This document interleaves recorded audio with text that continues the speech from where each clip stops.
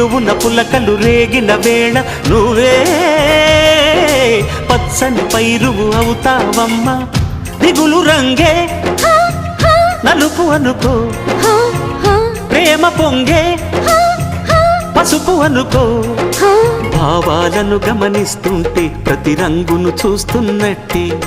చూపులు ఎవరివైనా చూపించే లోకం ఒకటి నేస్తమా ఇద్దరి లోకం ఒకటే లేవమ్మా అందుకే నా కన్నులతో లోకం చూడమ్మా